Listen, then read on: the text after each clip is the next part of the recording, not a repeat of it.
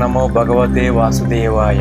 భగవద్గీతలోని ప్రథమాధ్యాయము కురుక్షేత్ర రణరంగమున సైనిక పరిశీలన గురించి తెలుసుకుందాం. ధృతరాష్ట్ర ఉవాచ ధర్మక్షేత్రే కురుక్షేత్రే సమవేత యుయుత్సవ మామకాం పాండవాశ్చైవ కిమకుర్వత సంజయ.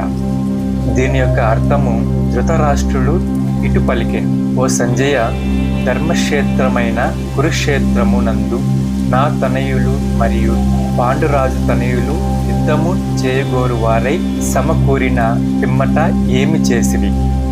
మహాభారతమునందు వర్ణించబడిన ధృతరాష్ట్ర సంజయుల సంవాద విషయములు ఈ ఉత్కృష్ట తత్వశాస్త్రమునకు మూల సిద్ధాంతములై ఉన్నవి. అనాది అయిన వేదకాలము నుండి తీర్థస్థలముగా ప్రసిద్ధి నొందిన కురుక్షేత్రమునందు ఈ తత్వశాస్త్రము ఉద్భవించినట్లుగా తెలియవచ్చుచున్నది. ఈ భూమిపై శ్రీకృష్ణ భగవానుడు స్వయముగా ప్రత్యక్షమై ఉన్నప్పుడు మానవాళి నిర్దేశానార్థము దీనిని పలికి ఉండెను.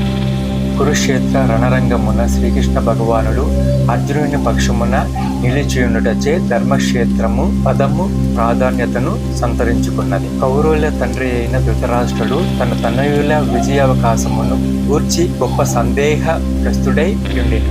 కనుకనే తన సందేశమును అతడు వారు ఏమి చేసిరి అని కార్యదర్శి అయిన సంజయుని ప్రశ్నించెను. తన పుత్రులు మరియు పాండురాజు తనయులు యుద్ధము చేయవలనని నిశ్చయముతో కురుక్షేత్రమును సమకూడిరని అతనికి తెలిసియు ఆ విధముగా విచారణ గావించుటలో ఒక ప్రాముఖ్యత కలదు. జ్ఞాతులైన సోదరుల నడుమ అతను రాజీని వాంఛింపలేదు. అదియును కాక రణరంగమున తన పుత్రుల విధి ఏ రీతిలో కలదో అతడు తెలుసుకొనగోరెను. కానీ దేవతలకు సైతము పూజనీయ స్థానముగా వేదములలో తెలుపబడి ఉన్న కురుక్షేత్రమునందు యుద్ధము ఏర్పాటు చేయబడుటచే యుద్ధ పరిణామముపై స్థల ప్రభావమును గూర్చి అతడు మిగుల భీతి నొందెను. స్వభావ రీత్యా ధర్మాత్ములైనందున అర్జునుడు మరియు ఇతర పాండుతనయులకు అది అనుకూల ప్రభావము చూపునని అతడెరిగి ఉండెను. సంజయుడు వ్యాసదేవుని శిష్యుడు.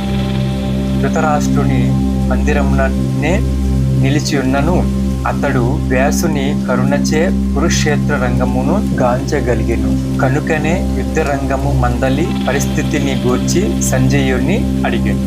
ఓం భగవతే వాసుదేవాయ.